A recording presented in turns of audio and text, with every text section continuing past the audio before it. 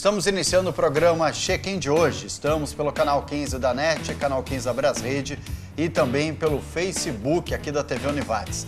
O programa Check-in sempre tem como objetivo trazer pessoas que viajaram pelo Brasil ou pelo mundo, fazendo comparações, dizendo o que é melhor lá fora, o que é bom aqui, o que temos que valorizar e muitas vezes o que temos que aprender com o que a gente vê fora do cenário brasileiro.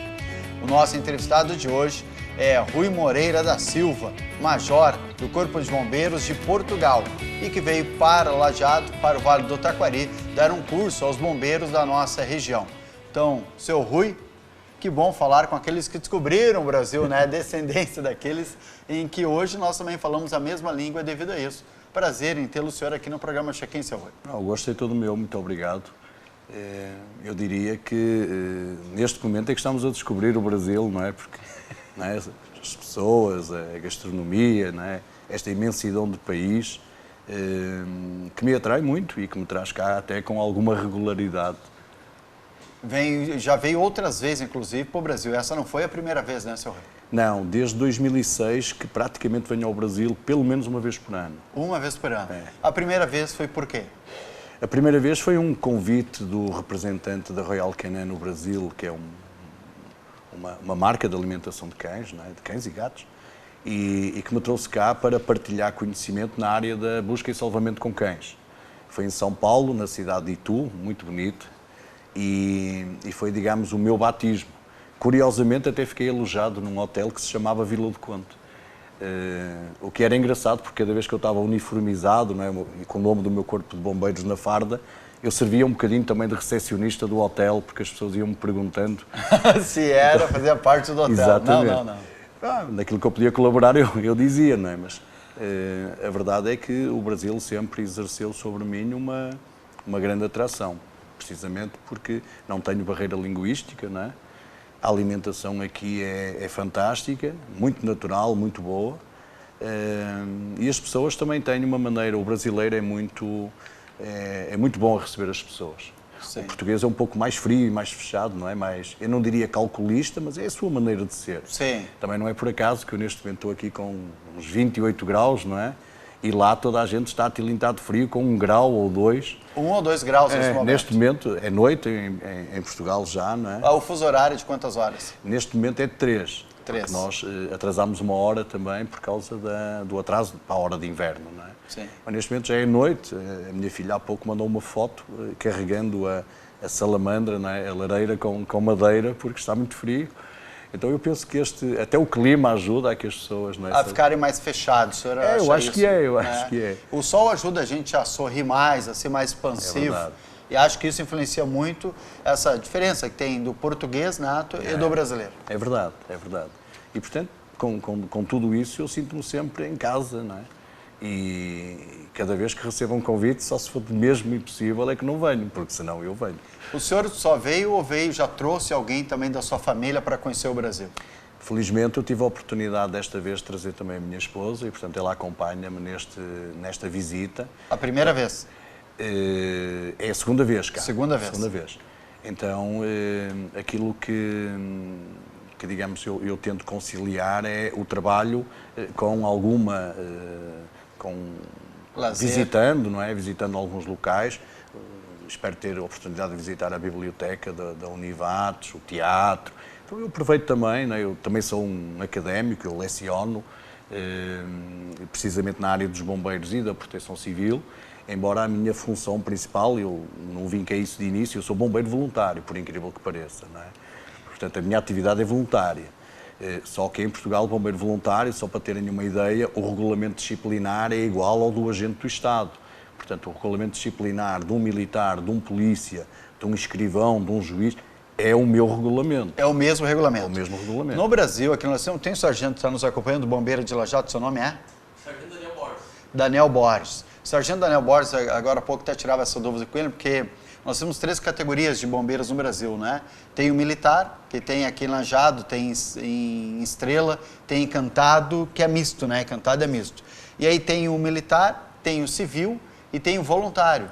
O senhor, no Corpo de Bombeiros que o senhor trabalha, o senhor é voluntário? Voluntário. Mas ele recebe alguma coisa por ser voluntário, não? Não recebo não recebe rigorosamente nada. Não. Mas aí o senhor, de profissão, é o quê? Eu sou agente do Estado, trabalho na Câmara Municipal de Vila do Conde, que é uma cidade de 20 km a norte do Porto. Na Câmara de Vereadores? Aqui chamam prefeitura, não é? Ah, prefeitura, eu estou lá destacado, de câmaras. Câmara Municipal.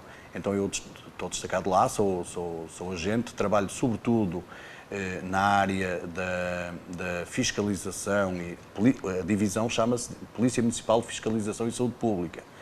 Então digamos que eu tenho um trabalho muito parecido, na verdade. Muito. E por outro lado leciono também num concelho ao lado para o ensino obrigatório, até ao 12º ano, na vertente profissional. Portanto, que é o ensino médio para nós. Sim. Então o aluno estuda e a partir do 9º ano escolhe uma profissão. E quando terminar o 12º sai com uma carteira profissional. E o senhor auxilia nesse final, exatamente. quando ele decide já o que quer fazer na vida. Se for bombeiro, que é o nível 2 do catálogo de qualificações em Portugal, ele sai bombeiro com o 12º ano. Já sai com quantos anos isso? Sai ali com uns 18, 19 anos. Já sai pronto, formado para ser bombeiro. Exatamente. Muito diferente do Brasil, né? O Brasil termina, tu te inscreve, aí tu faz concurso. Mas pode fazer assim também. Estamos a falar aqui de ensino na vertente também profissional. E a outra área que eu leciono é o técnico de proteção civil, que já é um nível 4, portanto é um nível que antecede a licenciatura, e que neste momento nas câmaras municipais, nas prefeituras, cada vez mais tem digamos, é a entidade que coordena a atividade da proteção civil a nível municipal. E aparece aí uma figura que é muito importante, que é o chamado Coordenador de Proteção Civil Municipal. O coordenador. Que, digamos, tem a função de, quando o incidente é grande e tem mais que um corpo de bombeiros, é ele que coordena o serviço. Ou seja, deu uma tragédia, uma catástrofe muito grande, ou pegou fogo em uma área muito grande, Exatamente. Precisa de apoio de outros. Este é que vai coordenar o serviço de todos. Exatamente. Isto sem nunca tomar uma decisão pelo bombeiro, pelo polícia. O que ele faz é uma união. Exatamente. Ele faz um Estado maior e as decisões que vai tomando, cada agente de proteção civil vai canalizando essa decisão pela sua estrutura própria. Isto faz com que se respeitem as estruturas, não é?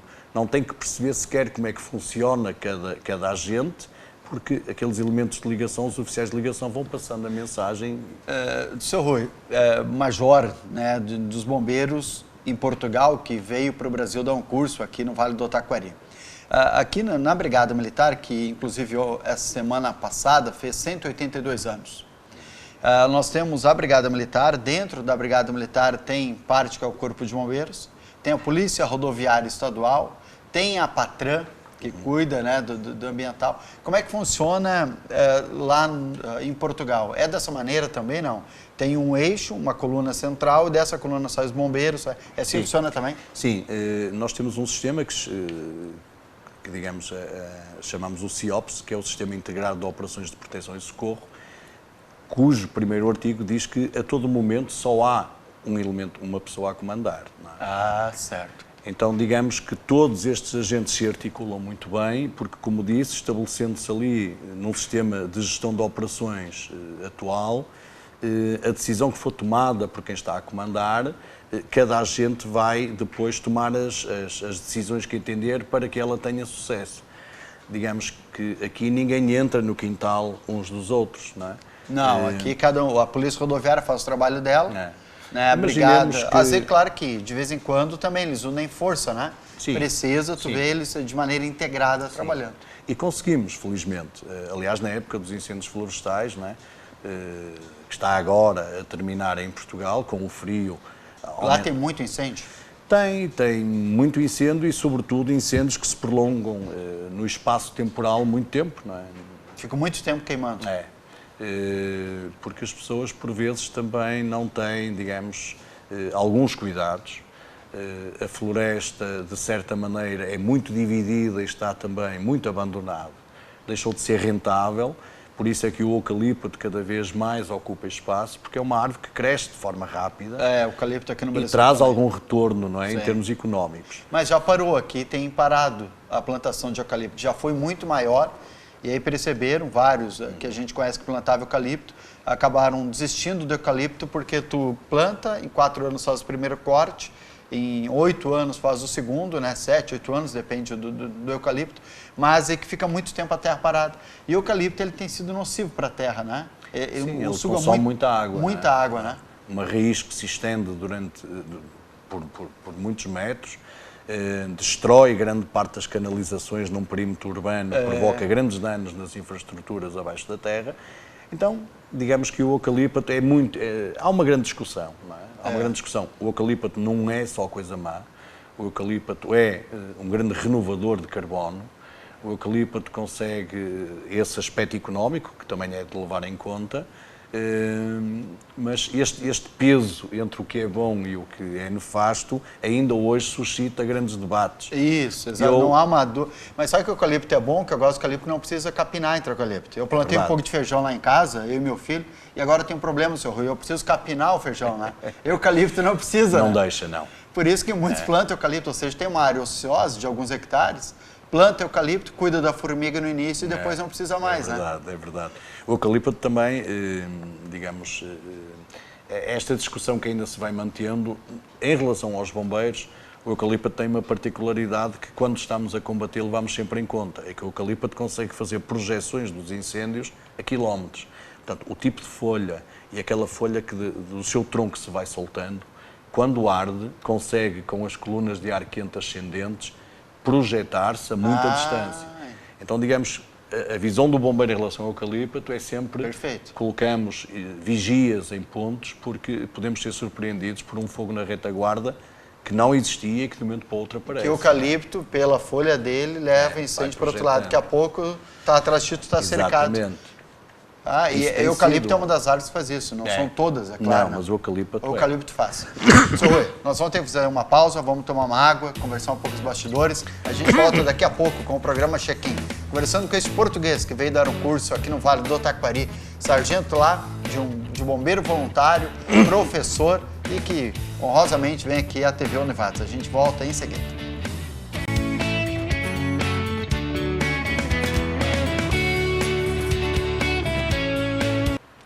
Voltamos com o programa Check-in de hoje, conversando um português que veio já por várias vezes ao Brasil e que bom, veio para o Vale do Taquari. Ele é bombeiro voluntário em Portugal e vem dar um curso aqui para os bombeiros do Vale do Taquari, até porque tem algumas situações que lá acontecem muito seguido, que aqui não acontece tão seguido e a gente pode se aprimorar. Temos, certamente, sempre que aprender com os outros, né? Ensinar e aprender, né, seu Rui Moreira da Silva? Isso é verdade. Eu antes de fazer esta viagem para o Brasil, tive 3 semanas em Espanha, precisamente fazendo formação, não é? Então, digamos que eu aqui, se me permite a correção, eu não venho dar um curso, eu venho partilhar conhecimento. Partilhar conhecimento. Mas também já levo uma carrada dele comigo, não é? Estes encontros entre bombeiros servem muito para isso. E há muita coisa que podemos aproveitar uns dos outros.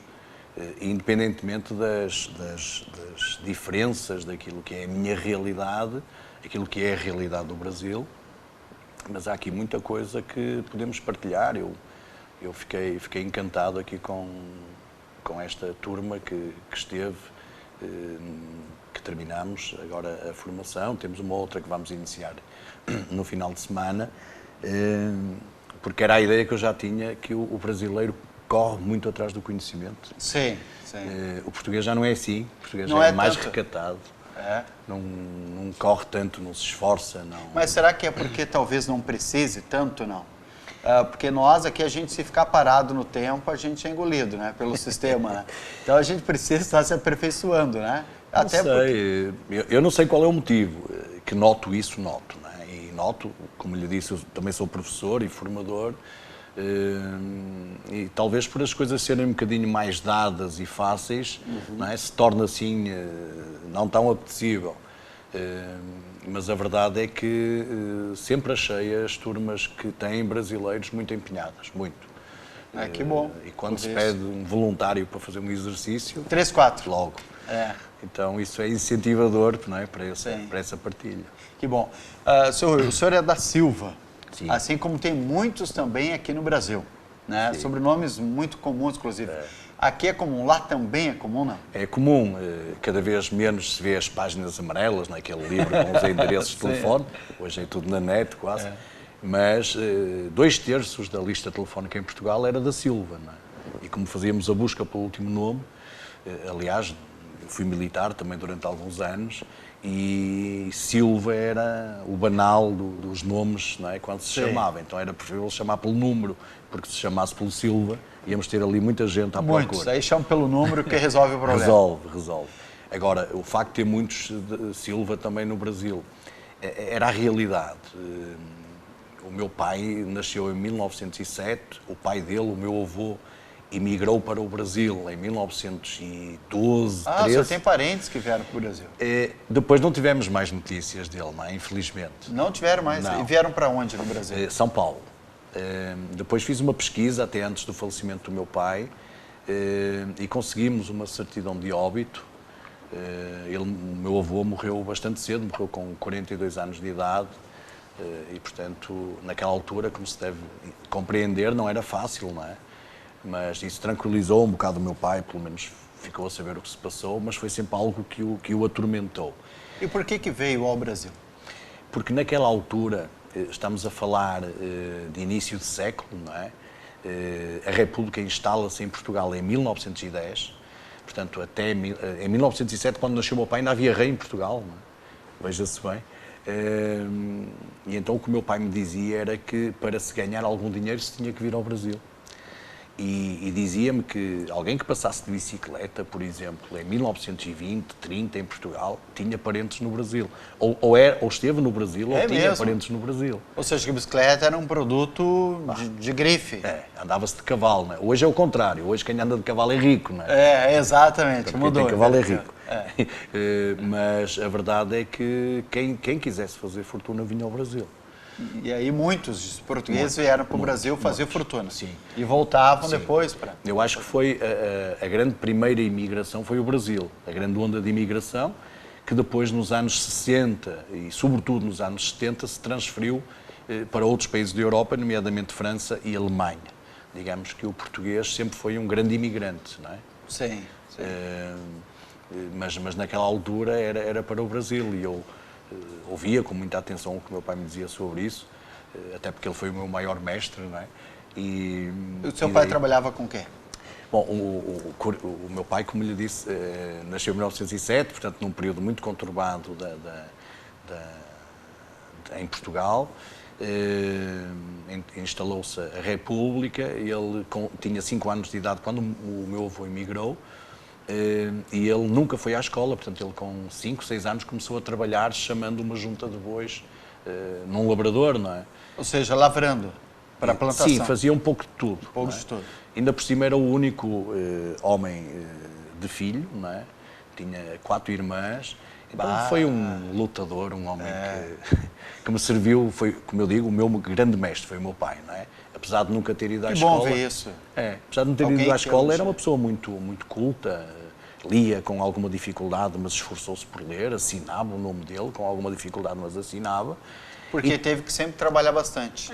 O pai dele, vou para o Brasil, atrás de condições melhores, e fica o filho de 5 anos para tomar conta da família. É verdade. No entanto, ele fez uma coisa que o filho, o único filho, eu sou o único filho, não conseguiu fazer, apesar de ter passado metade do tempo de vida na escola, estudando e tendo um conhecimento, enfim, mais alargado destas coisas. Mas eu, por exemplo, nunca comprei uma casa, não é? Eu vivo numa casa que herdei do meu pai, com um terreno enorme, que é o meu ginásio, não é? Onde eu queimo algumas calorias, podando, cultivando não, aquilo é mais até destinado aos filhos do que propriamente para cultivo. Mas, portanto, foi um lutador, um homem que... Foi um guerreiro. Exatamente. Atravessou 2 grandes guerras, não é? Que em Portugal tiveram um reflexo terrível de fome, de miséria total. Meu pai contava-me... Portugal era sede, né? De muitas bases militares, né? Até por ser do mar ali também, né? O problema de Portugal é que ele ficava ali entre 2 grandes potências, entre a Alemanha e a Inglaterra, não é? o chamado Estado Novo, cujo ministro e gestor em Portugal era António Oliveira Salazar, queria agradar a gregos e a troianos. Não é? Então Portugal era neutro, digamos, publicamente, mas tanto apoiava os ingleses como os alemães. Os alemães tinham algo frotas de submarinos que abasteciam em Portugal. Os ingleses muitas vezes aterravam lá com os seus aviões também para abastecer e seguir, quer dizer, havia ali assim uma dualidade de critérios, mas que é fruto dos políticos, normalmente são assim, não é? Quem gostam de jogar com os dois lados. Mas não foi o único país, outros países também ficaram nessa, se não me engano, a Suíça também, né? Na Segunda Guerra Mundial ficava, não foi de um lado. Sim, a Suíça tem um papel de neutralidade. Mas aí ela ganhou dinheiro dos dois lados, né? Portugal perdeu para os dois lados. Eu penso que foi isso. Agora, eu quero saber do senhor também sobre a União Europeia. Houve uma briga muito grande no início da União Europeia, principalmente a respeito de Portugal e Grécia, para que não se fizesse parte da União Europeia. Vamos ver depois, já de tantos anos, se valeu a pena estar na União Europeia. Mas antes o senhor falou da culinária brasileira, eu queria que o senhor fizesse comparações da comida portuguesa e a comida brasileira. Olha, eu diria que para compararmos, começávamos assim a falar de estados ou de localidades. Por exemplo, nós temos um cozido à portuguesa que é muito semelhante à comida mineira, por exemplo. Mineira. Muito rica em carne de porco, couve, batata, não é? Queijo, muito queijo, comida mineira. Então, é por isso que eu quando venho ao Brasil nunca tenho um choque, não é? Eu já estive em outros países, na China, alguns países à volta. Na China comeu cobra? Cobra não sei se comi, cachorro. Mas comia... Não, cachorro espero que não. Espera, eu adoro cachorro, servir, né? Eu adoro cachorro e gato, mas reparei que tiveram o cuidado de não me levar a alguns mercados por causa disso, não é? Portanto, porque efetivamente comem esses animais. Come. E há até uma certa Semana tradição. passada, a entrevista que nós fizemos, um brasileiro foi para lá e aí ele mostrou assim, num açougue, na China, aí, cobra viva, inclusive, tu escolhe qual tu queres, cachorro pendurado, morto já. Uma cultura. O chinês gosta de matar quando vai comer. Não é? Ora, como deve calcular, isso também aumenta o sofrimento e eu nessas coisas sou muito sensível. Eu tenho muitos amigos chineses, inclusive a comunidade chinesa em Portugal é muito forte, muito grande. Muito forte. Na cidade onde eu habito, Vila do Conde tem aquilo que nós chamamos uma Chinatown, com um comércio fortíssimo, de revenda até para outros chineses ou outros comerciantes portugueses. Sou muito amigo até do representante da comunidade chinesa em Portugal, mas eu acho que estas questões, eles têm que evoluir um bocadinho também, não é? E tem evoluído. Sabe que a explicação que eles deram para esse brasileiro, lajadense que foi para lá, foi de que eles passaram muita miséria. São 2 bilhões de pessoas num país imensamente grande e faltava comida. Então, tudo que se mexia, eles comiam. E aí acabou pegando isso como prática, como hábito, comer animais domésticos, inclusive, que para nós é repulsivo até, né? Nós não aceitamos isso. Alguns de nós, né? Eu diria a grande maioria. Então, muito boa conversa, vamos fazer uma pausa, a gente volta em seguida conversando com esse bombeiro voluntário, professor, amigo do Brasil, português que está passeando aqui e dando curso. Ele não é dando curso, apesar que eu recebi lá curso, né? Mas então, trocando ideias, prefere assim? Prefiro. Trocando ideias com os brasileiros. A gente volta daqui a pouco.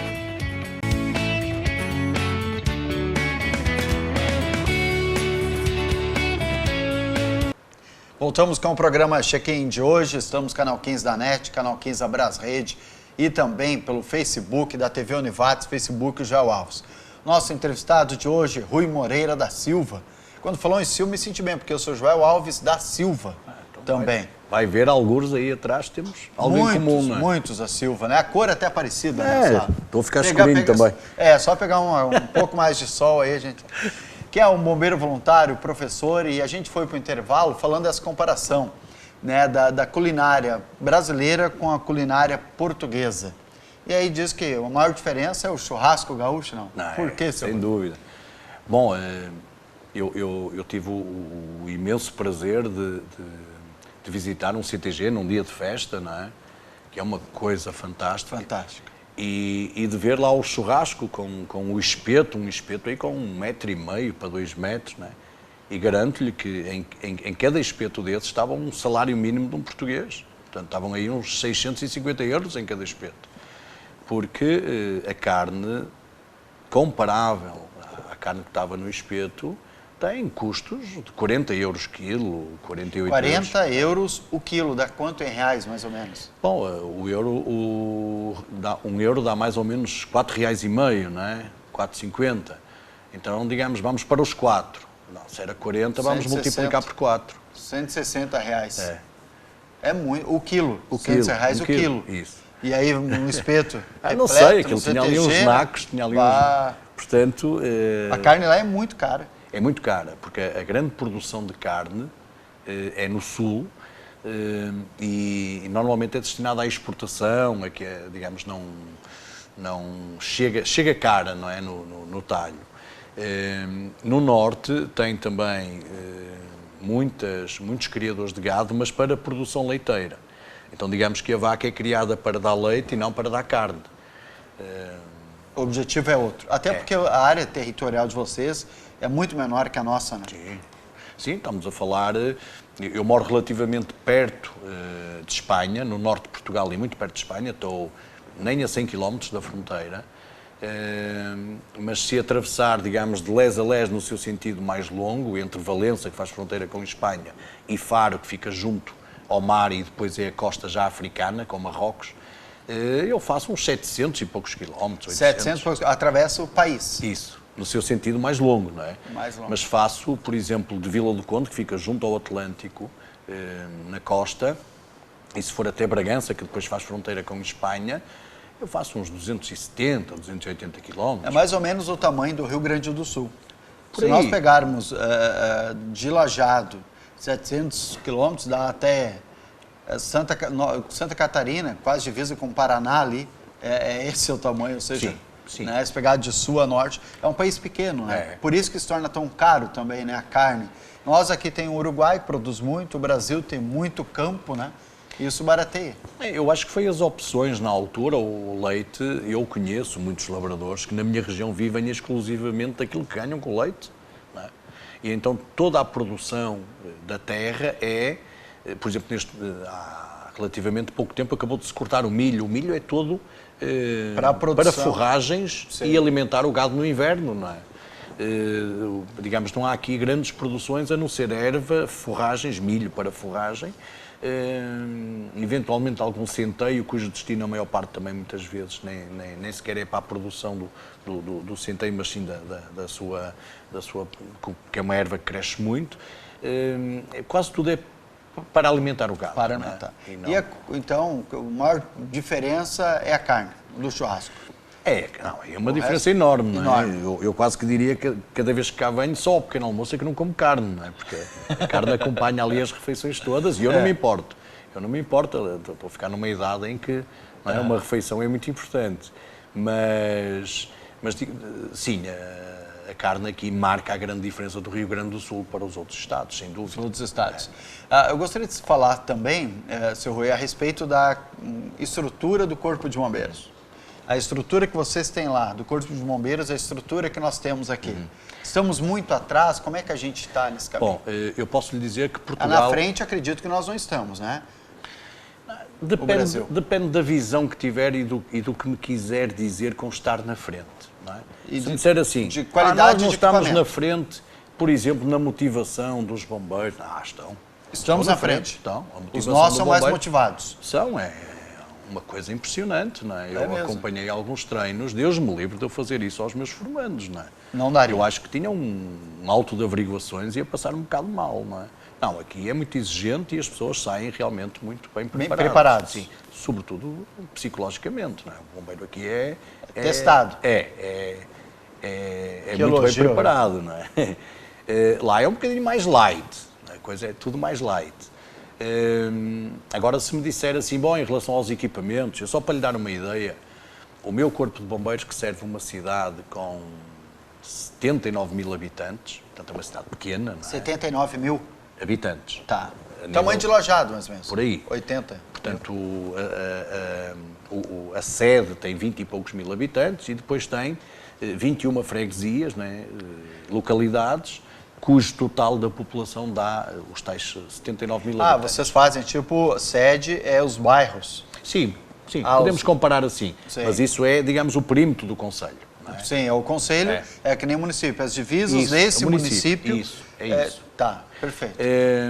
E, por exemplo, o meu corpo de bombeiros tem à volta de umas 60 viaturas para trabalhar. 60? Isso. Portanto, veja bem, eu quando chego a um corpo de bombeiros que nem Lajeado e vejo 3 ou 4 viaturas, eu fico um bocado assustado, não é? Vejo um efetivo de 5, 6 homens, eu fico um bocado assustado, não é? Para atender todo mundo. Só uma viatura para sair, no meu corpo de bombeiros, leva 5 homens, não é? Senão não sai a viatura se não tiver 5 homens. Tem que ter aquela equipe. E temos um efetivo de 120 bombeiros. 120? Sim. De que modo é que funciona? Bom, Portugal tem 452 corpos de bombeiros, distribuídos por toda a sua área geográfica. Todo o país? Por todo o país. Por exemplo, o meu distrito, que é o distrito do Porto, que tem 18 municípios, tem 49 corpos de bombeiros. Vila do Conde só tem um corpo de bombeiros, mas tem um corpo de bombeiros com aquela dimensão, não é? E depois, dos 452 corpos de bombeiros existentes em Portugal, a maioria são associações humanitárias de bombeiros voluntários, que neste momento não são só voluntários, são mistos, porque nós mantemos sempre, por exemplo, e para servir de referência, dos 120 bombeiros do meu corpo de bombeiros, 42 são profissionais. 42 só fazem isso? São militares? Profissionais, isso. Profissionais. Mas fazem também escala de voluntário. Então, digamos que o profissional só trabalha entre as 7 da manhã e as 21 horas da noite. Esses homens só trabalham entre 42 entre as 7 da manhã e as 9 da noite. Das 9 da noite às 7 da manhã é feito exclusivamente por voluntários. Sábados e domingos também, é exclusivamente voluntários. Então, digamos que o profissional lá não faz escalas, não é? Não faz escalas. É tipo empregado de escritório, não é? Sim. Os voluntários asseguram o restante. E temos, digamos, esses bombeiros distribuídos pelas mais variadas transporte de doentes não urgentes, portanto, pessoas que têm consultas, mas não se conseguem deslocar por si só, estão acamadas, por exemplo, então nós fazemos esse tipo de transporte. Emergência, acidentes, quedas, incêndios, e temos uma equipa de 5 que só faz mesmo aqueles que são graves. Um incêndio... Que só saem do quartel se for algo grave. Isso. E estão sempre preparados ali para sair. Então, isso dá-nos uma resposta muito razoável em relação àquilo que são as solicitações. E posso lhe dizer que no meu corpo de bombeiros temos mais de 500 saídas em emergência por mês. Por mês. Quanto tempo, em média, vocês levam do quartel até o local? Mais longo. Entre 12 a 17 minutos. 12 a 17 minutos. Isso no limite do município? Sim. A rede viária é muito boa e, não contando o tempo que perdemos vestindo, carregando o ar, que a maior parte das viaturas precisa de carregar ar para se mover. Digamos, mal saímos até chegarmos no ponto mais distante, que são 14 quilómetros, 17 minutos seria o máximo. Temos feito o teste, sim. Se vocês precisarem de helicóptero, tem à disposição também, não? Temos que o solicitar. Tem uma base central, como existe aqui também, que pode vir à disposição. Fazemos a solicitação ao comando distrital. Embora cada corpo de bombeiros tenha a sua autonomia, nós temos uma tutela que é a Autoridade Nacional de Emergência e Proteção Civil. Então, digamos que, ultrapassando a nossa capacidade de resposta, já não é da nossa competência solicitar meios. Eu dou-lhe um exemplo. No sábado, antes de viajar para cá, eu estava de serviço e fui o comandante de operações de um incêndio numa fábrica têxtil. Fábrica de tecidos. Isso. Então, os nossos meios foram suficientes para esse incêndio, mas vamos supor que não eram suficientes. Iam dar conta. Isso. Eu chamava à sala de operações do Comando Distrital do Porto, dizia quem era, que era o comandante de operações no incêndio X, no local X, porque cada vez que sai uma viatura do meu quartel, em Lisboa sabem que saiu e para fazer o quê e quem ia nela. Portanto, isto está tudo ligado em termos de informação, não é? E vamos imaginar então que o incêndio era demasiado grande e os meios de Vila do Conde não chegavam. Eu informava à sala de operações e dizia: eu sou fulano, não é? Estou a comandar e eu preciso de, vamos imaginar, recursos humanos, preciso de mais bombeiros, mais meios de combate e abastecimento de água. Podia dar uma ideia, por exemplo, preciso de 2 veículos de combate a incêndios urbanos, 2 veículos táticos de transporte de água... E 20 homens. E a tripulação das viaturas, não é? Então, esse serviço central, junto do meu corpo de bombeiros, vai ver quais são os corpos de bombeiros que naquela altura têm essa disponibilidade, porque eles também podem ter incêndios. Então é dessa forma que nos vamos articulando e ajudando. Chegando os meios, se vier uma patente mais alta que a minha, eu passo-lhe o comando dizendo, até ao momento estamos a fazer isto, tenho X homens. O comando é teu a partir de agora. Isso. Se vir mais baixa ou igual... Eu continuo, apresenta-se e a partir daí eu digo-lhe o que é que ele faz. Não é? Há quanto tempo o senhor é bombeiro voluntário? Bom, eu sou bombeiro voluntário desde 1981. E por que desejou ser bombeiro voluntário? É aquela coisa das sirenes e das fardas, eu não vou negar, não é? Eu, com 18 anos, a farda e as sirenes é o que atrai, não é? É um bocadinho como as moças bonitas e a saia rodada. E conseguiu, não? Já era casado nessa época ou conseguiu depois? É curioso isso que me fala, porque eu fui primeiro bombeiro do que militar, não é? Eu fui bombeiro a partir do dia 23 de outubro de 1981 e passei a ser militar em janeiro de 82. Portanto, eu fui primeiro bombeiro. E na altura eu, portanto, fazia aquilo sem essa responsabilidade familiar, que é ser casado e ter filhos, não é? Porque é muito exigente a atividade de bombeiro. E quando falamos em bombeiro voluntário, não podemos pensar que eu vou quando posso, vou quando quero, não. Não é assim? Aqui no Brasil também não é assim. Tenho uma escala e respondo por isso. E posso responder, inclusive, criminalmente, se com a minha ausência resultar prejuízo, não é? Então, digamos, um processo disciplinar para abandono de serviço faz um bombeiro voluntário que não compareceu um piquete. Não pensem que é... Brincadeira. Brincadeira, que não é. Bom, continua daqui a pouco a conversa. Vamos fazer mais uma pausa. O Rui Moreira da Silva, português que está aqui no Brasil, está conversando conosco aqui no Vale Taquari e vai ficar aqui mais um período, né? Mais alguns dias. Ele é a esposa. Qual é o nome da esposa? É Lígia Maia. Lígia Maia. Lígia Maia da Silva. Lígia Maia. Não, ela já era Silva antes de Maia, então manteve o nome. Ela é Lígia Maria Alves da Silva Maia. Alves, não é minha parente, a Alves da Quem Silva? Quem sabe? Aí daí encontrou 2 parentes já. Olha aí, rapaz. Eu sou Alves da Silva. Bom, a gente volta daqui a pouco com o programa Check-in de hoje.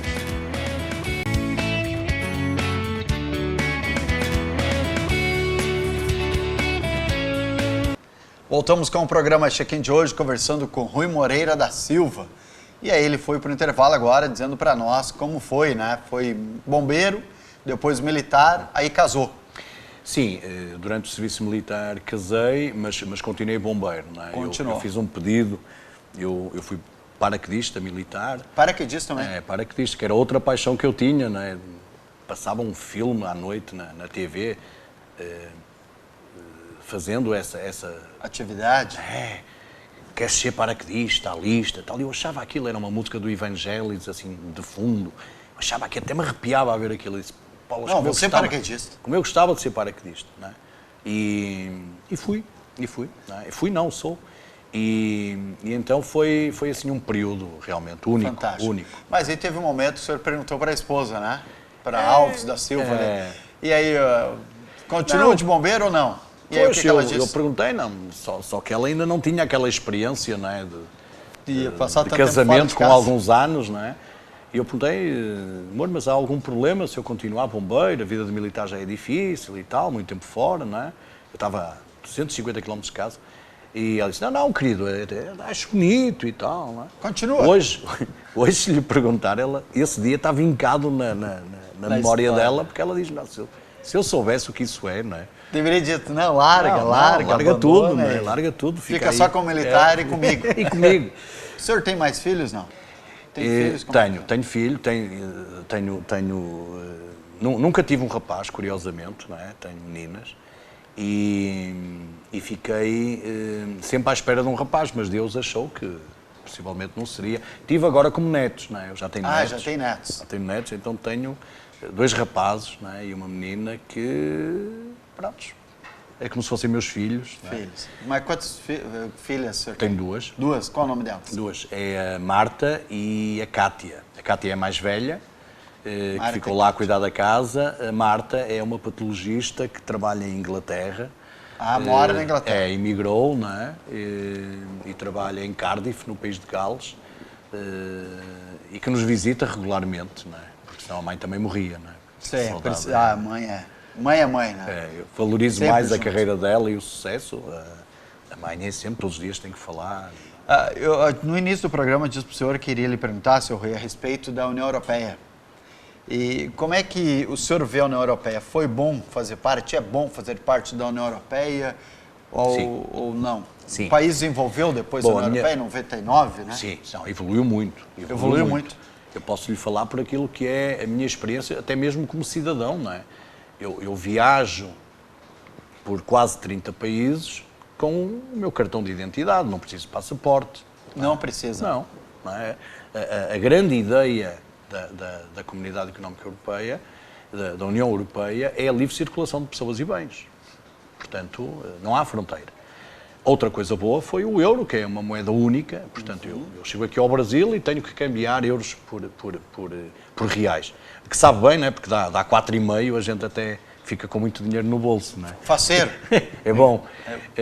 Mas, por exemplo, aquele problema que havia de antes, vou para a França, tenho que arranjar francos, vou para a Espanha, tenho que arranjar pesetas. Não, isso acabou. Tem que arrumar Marcos, vou para a Alemanha, não é? E ali, mas se nivelou muito. Eu lembro que havia uma discussão em 99, eu estava na Itália, quando era para ter União Europeia. E aí dizia assim, 2 países que a União Europeia estava em dúvidas, era Portugal e Grécia. Os 2 pobres da Comunidade Europeia. Os 2 mais pobres, né? E aí dizer que bilhões tinham que investir em estradas, infraestrutura, para deixar todos os países, 15, se não me engano, 16 lá no início. Sim, inicialmente. E aí precisavam ser nivelados todos eles, né? Sim. Porque não poderia ter muita diferença entre eles. Hoje estão mais nivelados, não? Não, sem dúvida, sem dúvida. É. Por outro lado, também é o facto das normativas europeias terem esse papel também importante. Digamos que desde as normas em segurança até à forma como funcionam determinados organismos, está tudo muito nivelado, não é? Tudo igual. Praticamente tudo igual, há umas pequenas adaptações. É que nem o Brasil, para aqueles que não conhecem muito e estão nos vendo nesse momento, é similar ao que acontece no Brasil e Argentina. Quem era da Argentina, o argentino vinha para o Brasil, passava em alta velocidade pelas lombadas, pelos paredais e nunca era multado. Ele voltava, né? Como é que vai cobrar? Hoje não, existe é integrado o sistema. E aí ele recebe a multa antes de sair do país e tem que pagar as multas. Exatamente como lá, não é? Lá também é assim. É o espaço Schengen, não é? Em que a polícia partilha todos os dados. Todas as informações. E, portanto, procurado em Portugal, procurar na França. A multa chega-lhe a casa. A França, inclusive, não está muito satisfeita, né? A França queria sair, alguns queriam sair. De vez em quando aparece uma onda, né? De algum país que... Sim, a França é uma das maiores potências europeias, não é? É a terceira maior potência, logo a seguir à Inglaterra e à Alemanha. Repare-se o que se passa agora, não é? Na Alemanha, a grande luta que o Boris Johnson está lá... E a grande divisão até que causou nos ingleses. Não é? Eu tenho uma filha que é imigrante em Inglaterra, não tem dupla nacionalidade, a nacionalidade dela é portuguesa, mas ela é um quadro de um hospital em Cardiff. E tem casa, tem carro próprio, mas ela não sabe o futuro agora com esta tentativa, não é? Eu digo tentativa porque eu acho que aqui também se está a medir um bocadinho de forças. Eu penso que a Inglaterra está aqui a arranjar um espaço para se afirmar. Eu estou aqui, dança conforme eu toco, senão eu saio fora. Não, a Inglaterra também nunca esteve completamente dentro da comunidade. É mesmo? A Inglaterra manteve a Libra como moeda própria, nunca adotou o euro, não é? Até hoje também. Até hoje. Portanto, eu não sabia. faz tudo ao contrário. Nós escrevemos a data começando pelo dia, mês, ano, e eles é ao contrário, ano, mês, dia. Não é? Eles continuam a usar o sistema de medidas anglo-saxónico, não é? A Libra, em termos de peso, não é? Sim. O pé, o fit, não é? Nós usamos o metro, não é? Usamos o centígrados, utilizam o Fahrenheit, enfim, quer dizer, eu acho que a Inglaterra sempre manteve aqui, não é? Eu sou como diferente. grande potência ao longo dos tempos, manteve sempre aqui essa diferença. E faz parte da União Europeia, né? Faz parte da União Europeia, mas, como não disse, adotou a moeda. Nunca adotou, e as fronteiras inglesas foram sempre muito impermeáveis à circulação das pessoas e bens, não é? Imagine-se, aquilo que eu fazia em Portugal, por exemplo, queria ir à Espanha, a única coisa que eu precisava de ter para me fazer acompanhar do meu cão de trabalho, era o seu boletim de vacinas, que funciona como passaporte, e, portanto, cumprir os regulamentos comunitários em termos de higiene sanitária. Em Inglaterra, não. Em Inglaterra tinha que fazer quarentena, tinha que ser... Portanto, eles sempre mantiveram ali um padrão que era muito próprio Uma deles. resistência. Isso. Agora, o que se vai processar, eu espero que a Inglaterra reflita, porque nós temos em Portugal muitas empresas que exportam para a Inglaterra e que importamos também muitos produtos de Inglaterra, e com esta saída as coisas vão e não é só Portugal, né? A Inglaterra não vai brigar com um país, ele vai brigar com 30 países, né? Sem dúvida. Ou seja, tem muito mais a perder do que a ganhar. Por isso que o senhor disse que é uma tentativa, né? Eles estão dizendo, olha, me dá o que eu quero, senão eu saio fora. Não, vejo essa divisão até mesmo dentro do Parlamento inglês, não é? E vejo essa divisão entre o povo. As pessoas não querem mais barreiras, as pessoas querem circular e estar onde querem, não é? De maneira normal e livre. A questão da segurança. Como é que é a segurança em Portugal? Um país muito seguro? Não? O Brasil aqui nós temos altos e baixos, né? Não está muito bom aqui em segurança. Não sei se o senhor já percebeu. Não foi assaltado ainda? Não. Nunca fui assaltado no Brasil. Nunca? Eu peço desculpa, eu estou um bocadinho constipado porque eu venho de um país frio. Chega aqui esse calorão. Chego num país quente e os ares condicionados fazem estas moças, não é? É verdade. Então que me desculpe quem está a ouvir e a ver. É curioso porque eu já visitei alguns países que fazem fronteira com o Brasil.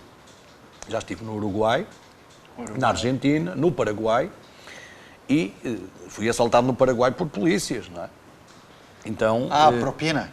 Sim. Então eu... Isso é interessante, a gente diz propina, o seu dia foi assaltado, né? Em Portugal, propina é o pagamento da mensalidade na faculdade, na universidade. Essa é a mensalidade, propina, paguei a propina. Isso, é pagamento de estudos. Tem muitas palavras, inclusive diferentes, né? Há um bocadinho, quando me perguntou se eram meninas, eu diria, se estivesse em Portugal, que não, eu tenho 2 rapazes e uma rapariga. Não é? Uma rapariga? Uma rapariga não pega bem no Brasil. Por isso é que eu já começo a ter pensando aqui algumas... naquela fila, é bicha, né? Estamos na bicha. Então eu tenho algum cuidado, que é para não dar aqui... Uma má impressão. Não, ou mais uma anedota de português, não é? Agora já foi. Não, permita-me também que confidencie o seguinte, quando da minha primeira visita, contavam muitas histórias de japoneses, não é? Anedotas de japoneses. Sim. Mas o japonês chamava-se Joaquim, não é? Eu achava esquisito o japonês chamar-se Joaquim. É verdade, Joaquim. Se fosse Kyoko, na carta... Eu aceitava, não é? Então, um japonês chamando-se Joaquim, eu comecei logo a ver que havia ali qualquer coisa. Contar histórias faz parte, não é? Faz parte. Mas tudo isto, falando ainda sobre a comunidade, as pessoas hoje sabem muito bem o que querem, não é? Tirando aqui também muitas vezes algumas ideias exacerbadas de independência, o caso da Barcelona, da Catalunha, não é? Que ultimamente tem dado ali um problema muito grande, não é? A verdade é que a Catalunha já perdeu um grande número de empresas que estavam lá e que pela instabilidade, não é, que esta ideia provoca, estão a sair. E depois a grande questão, mas independente faz parte da comunidade ou não? Todas estas dúvidas devem ser pensadas e bem debatidas, não é? E eu espero também que a Catalunha não fique independente para eu poder ir lá. Barcelona é uma cidade lindíssima, também tenho lá muitos amigos nos bombeiros e sobretudo nos cães de resgate, e espero que tudo isto se acalme.